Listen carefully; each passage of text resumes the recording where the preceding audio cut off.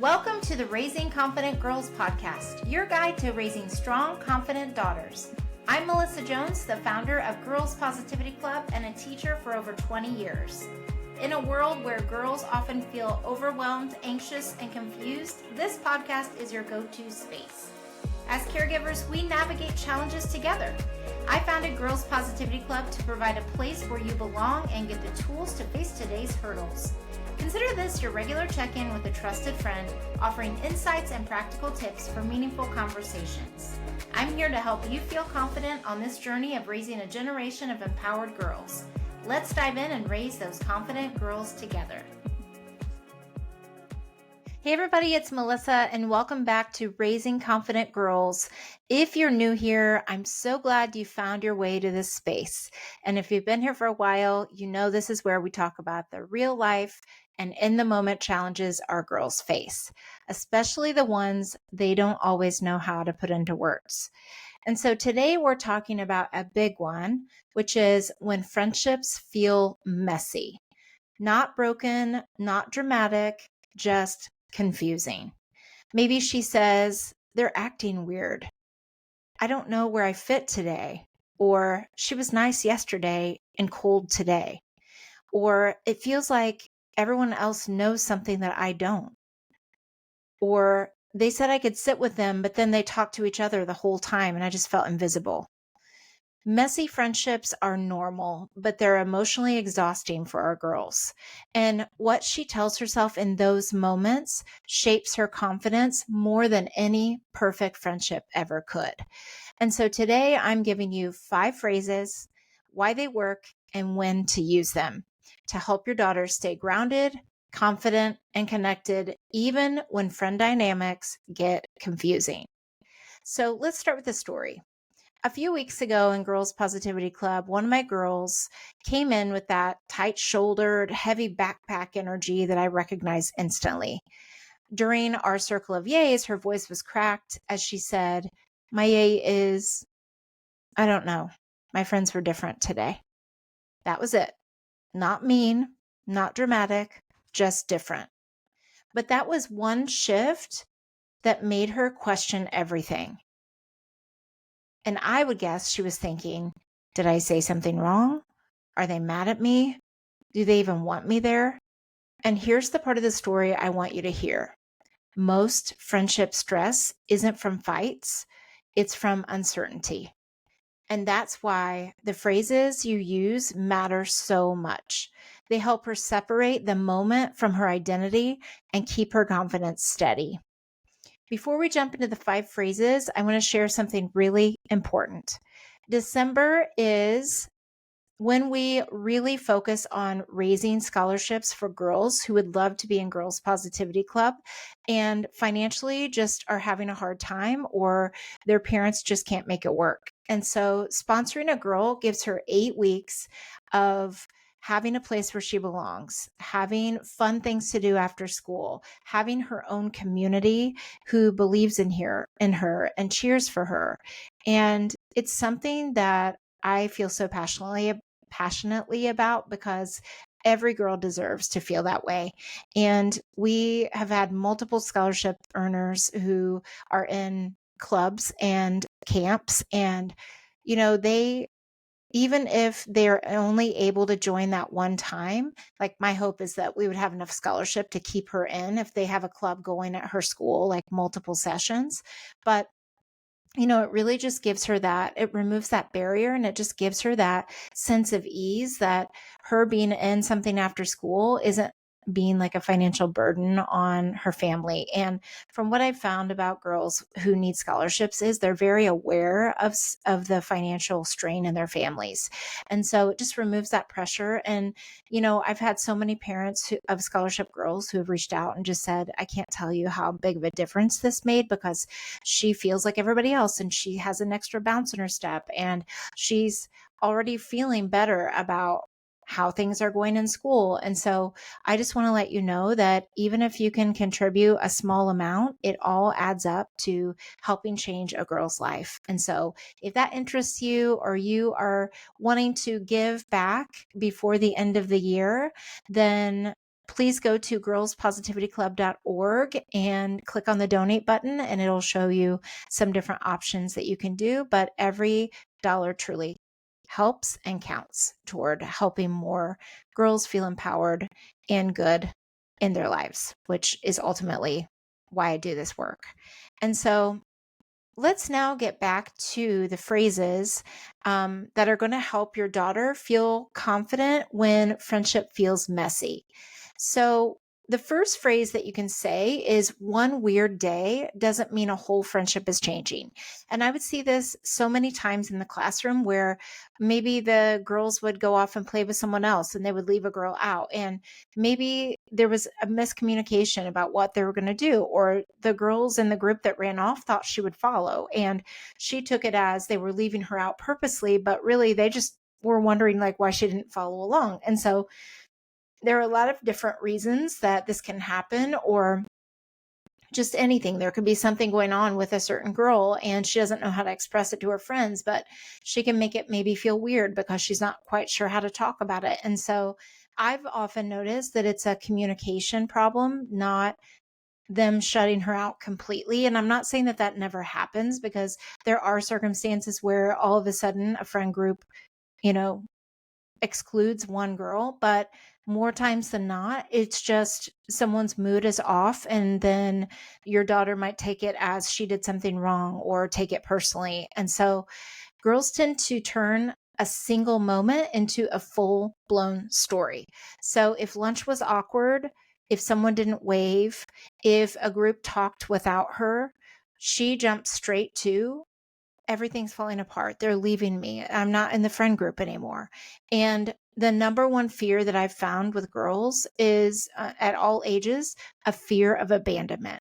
So a lot of times girls will stay in messy friendships because they don't want to be alone and because they're afraid to leave. And a lot of times too, though, they equate some conflict or misunderstanding with a friend group changing or leaving them out, or someone's mood being off, and then they kind of catastrophize it and make it into this whole story about them when maybe it had nothing to do with them at all.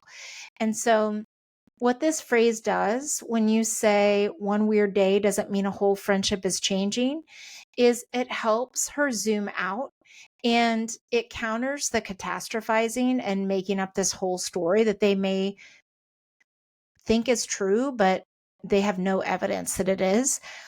It also validates the moment without exaggerating it, and it anchors her in reality, not panic. And so, how this can sound at the younger ages, and again, just to remind you, any of these can be mixed and matched depending on your daughter or the girls in your life and what seems to resonate best with her. But these are some guidelines.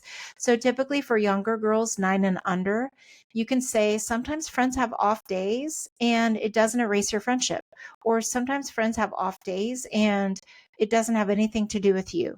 And so this really helps her normalize, and especially you could remind her of like, sometimes you've had an off day or you've been quieter, and it doesn't mean you're not wanting to be friends with them. You just wanted some time to yourself. As they're getting a little bit older, that 10 to 13 age, it can be you're just seeing one moment, not the whole pattern. So it's just one moment that they're really exaggerating because they felt something different in that friend group. And then at the 14 to 18 age, it could be give it a minute before you decide what the whole story is. So again, it kind of falls back to that fear of abandonment with girls. And so they're afraid even to say anything because they don't want to bring it back up in case it is something scary, like the girls don't want to be friends with her anymore, which is more often than not the case at all. It's normally something that has nothing to do with them, and it has something to do with the girl who's a little bit off, or they may not even realize that she felt that way. And so there's a quiet just heaviness that she just keeps that in without communicating. And what I see too is there's a lack of communication because they're afraid of this big story that they've imagined in their mind being true. And so the second phrase that you can say is, let's separate the facts from the feelings. So this is a powerful grounding tool because when girls feel unsure, they fill in the blanks with fear. So they didn't sit with me means they must not like me. Like that's what they automatically go to. They laughed goes to, it probably was about me. And so this phrase of saying, let's separate the facts from the feelings, helps her put things where they belong. So you can say, okay, what are the facts? And then she tells you like what happened, and you can say, okay, what are the feelings? Both matter, but they're not the same. So why this works is it helps prevent spirals. It reduces her assumptions. And one of the biggest things that I think is so important is like, we don't make assumptions. Like, we don't jump to, and that can be worded a different way, but like, let's not make this true when we're not sure the whole picture. It creates clarity too, because it's like, okay, this is what you think, this is what you're feeling, and here's what happened. And so this is also where your calm presence matters more than the fixing. So, and it's not like minimizing her feelings about it or saying it's not true for her. Like those feelings aren't true, but someone not sitting with her at lunch or someone talking to other people more than her, you can say, well, what were they talking about? And maybe they were talking about a topic that they were both really into and your daughter isn't, and they just had that in common. They had more to say. Or maybe your daughter was absent when this thing happened that they're talking about. And so she feels left out because of that. And it doesn't mean that they all of a sudden don't want to include her in things. It just means that she wasn't there, or it doesn't really relate to her that much, or maybe they're so into what they're talking about that they've forgotten to include her. And so she could ask a question to, kind of get in the conversation, or she can just separate it and go, this isn't about me. Like, I know that they're just talking about this one thing. And so her feeling sad about it or left out or whatever, is something that is separate from what they were actually talking about or what actually happened. And so, of course, she can feel the feelings, and it's okay to feel sad about it, and it's okay to feel left out in those things, but it's helping her see the difference and how that can kind of, her feelings can help her see it in a little bit of a different way. And even if it's anger, like, well, I was angry they were leaving me out. They always do this. And it starts kind of that, again, that spiral thinking, and you can slow her down and just be like, okay, let's focus on what really happened. And I want you also to be really careful that it doesn't seem like that you're siding with the other people, and maybe even say that out loud. Like, I'm not siding with anybody, and I'm not saying you're wrong. Like, you have every right to feel the way you did. I just want to make sure that you remember that this one thing doesn't mean that everything's changed. So there are some things that are true, and there's some things that when we have big feelings, we can kind of change the way that we see something that happened that might be kind of small within the friendship group. So this is where you just, even being calm and just letting her vent without, like, if she starts to get defensive, if you say that, just like letting her talk it out, and yeah, and just being there. And then the third phrase is, you get to choose people who feel good to be around. So I'm not saying with any of these that they should stay in friendships that don't make them feel good. But what I say to girls a lot is, you should feel good more than you don't when you're around these people. So if you sit with them at lunch and they always ignore you, like they barely talk to you at all, are you talking to them? Are there things you can do to try to insert yourself in a positive way? Or are they the kind of friends that don't make you feel good? And notice that. Like, if they're always ignoring you, and when you say something they're kind of dismissive, or they're like, big deal, or they make like a rude comment, or they just ignore you right after you say it, or they take no interest, then that's probably a sign that the friendship is changing a little bit, or they're not the best people to be around. So help her notice how she feels when she's around certain people. And so this shifts her from chasing to choosing. So what I see a lot with friends and with girls is that they chase after friendships that aren't good for them because it feels familiar and because they're afraid of being alone. And so when you help her see that she can choose the people that she feels good around, and if she's like, well, that would only be one or two people, would you rather be around one or two people that make you feel good, or be chasing a group where you rarely feel good and you feel like an outsider? So messy friendships often make girls feel powerless. Like the only way to feel secure is if other people choose them back. And so this phrase puts the power back in her hands, like she can choose. And so, how you can explain it is you don't have to force closeness with people who feel unpredictable. So, I would see this in the classroom and in school too. Like, if you don't know how someone's going to react to you, like they're not very steady as a friend, and sometimes they ignore you and sometimes they play with you, or like they only hang out with you if their other people aren't around, like that's something to pay attention to. And so you can pay attention to the ones who make you feel steady and seen. And again, this doesn't mean that they never have conflict with their friends, because that's part of friendship, like that's normal. But their friends shouldn't make them feel like they're always chasing after them. And so at ages 6 to 9, how this can look is you can say, who did you feel happy around today? And even if it's only one other person, that's completely fine. And then as they're getting older, that 10 to 13, who feels easy to talk to? Who feels easy to talk to? Who do you feel good talking to? And how's it easy? Like a lot of times they'll feel, if they're with that chasing group or a friend group that they don't fully feel included with, but they don't want to be alone, they can often feel like that it's hard work to be friends in that friend group. And then as they're getting older, from 14 to 18, you can say, who is showing up for you consistently? Like, who are the people who consistently show up and who you show up for too? So those are easy ways to check in with who makes you feel good when you're around them more than not. And that's a really important check in. I mean, think of even you as an adult. Like, how many people have you been around who just suck the life out of you? You just feel like that when you're around them, they bring you down, they're negative, they're not very kind. And then when you're around people who are inclusive, do take an interest in you, it does seem to be a reciprocated friendship. You feel so much better. You feel better when you're around them. And so it's really just teaching them young how to do that and how to identify that, while also helping them feel safe about it.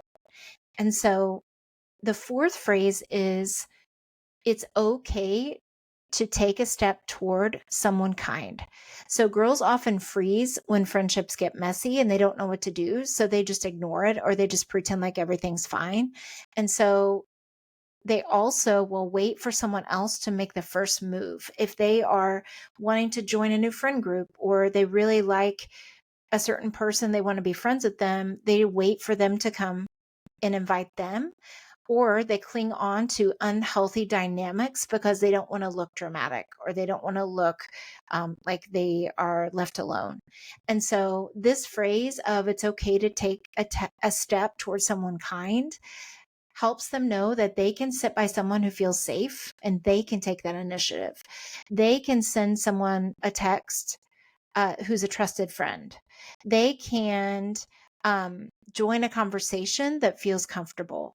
They can choose a partner who, for a project, who is kind. Like, they can also take initiative. So a lot of times what girls will tell me is like they wait for people to come to them. And so I think there's a power in helping them initiate positive relationships with kids and with, new friendships, and not being afraid to do that. And so why this works is it's small actions that help rebuild confidence. And it's that she doesn't have to wait to be chosen. And it also reinforces that belonging is something that she participates in. So it doesn't always mean that people invite her, like she can also invite people to her. And so she doesn't have to wait around to do that. And she can create her own belonging too. And then the fifth and final phrase is, this moment doesn't change who you are. So this one is gold, because messy friendships can often make girls feel like they're questioning their identity and who they are as people. Like, is something wrong with me? Like, why is this happening? Maybe I'm annoying. Maybe no one likes me. Maybe I'm not fun anymore. And so this phrase stops that identity spiral. And I would feel this a lot when I would go to sleepovers, because I was often invited by the parent of a group that I was in. So whether it be in Girl Scouts, or if it was a basketball sleepover, or it was a neighborhood, whatever, school party sleepover, something like that, I never felt like people wanted me there. I always felt like that I was annoying to people because not many people talked to me there, maybe one person or two. And I focused on the people that weren't talking to me, and I felt like something was wrong with me and I turned it back on myself. But I also had a lot of internal chaos and I didn't have the tools like what we teach and what you're teaching your daughter and what Girls Positivity Club teaches. And so what I could have been doing is focusing on the one or two girls who were kind to me and who were accepting me for who I am and feel really good about that. And so when you say that this moment doesn't change who you are, with whatever happened, like at that sleepover for me, it's like the moment that the girls were all doing gymnastics and that's not your thing, like that doesn't change who you are. You are really thoughtful. You're a loyal friend. You notice people. You lift others up. Like these are all things that you are. So it's reminding her of who she is and that she is deserving of having people who treat her the same way. And so why this works is because confidence grows from core identity. So naming those qualities that she has is helping her feel good about who she is and what she stands for. And then it also reminds her that she is steady even when friendships aren't. And it keeps messy moments from becoming self-blame. So it doesn't mean like I've seen lots of girls who blame themselves if they're not fitting in, or they just feel like a victim, or they kind of act that way in the friend situation that's super messy. And it's like, you don't actually have to participate in that. Like you can go off and be with other people, or you can start your own friend group. And I know I'm not saying it's easy, because especially if they have been in this friend group for a while, and I saw this a lot in school, is where, they've maybe been friends for since second grade, and it feels very uncomfortable to be in another friendship group, but she knows deep down that they're not her people anymore. And it's just like giving her the permission that she will find the other people, even if it's a smaller group to begin with. And the most important thing is that she feels good around her friends and she doesn't have to stay with the same people forever. And so if you go back to the story where the girl was, I could just tell that she was off because she said, well, her body showed it, but she also said that her friends were different. After I saw her the next week, she walked in a little brighter and I was like, hey, how are you? And during our activity, she even sat beside a different girl that she'd never chosen before. And so I saw her laughing about their project. They were talking. They were just, I could tell, just getting along and connecting. And so when her mom picked her up, she whispered, today felt better. And so this was something that had been going on like throughout the week, where she felt like her friends were different. But I think too, her mom had encouraged her to reach out to other girls. And that's something, again, that we say a lot is, yes, it's good for you to be with your friends and Girls Positivity Club, but it's also good to branch out and meet new people. And so by her having this experience, it helped her see that she could feel really good and be with different kinds of people. And that's a good thing because she's making new connections. So it didn't fix the part where her friends felt different.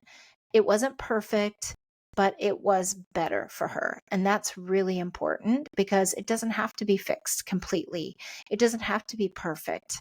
And there are going to be friendships that evolve, and that's actually healthy for your daughters. And so that's the power of steady grounding phrases, is that they help her stay safe in the moments that she is tempted to shrink. And so if friendship feels messy right now, here's what I want you to remember. Your daughter doesn't need a perfect friend group.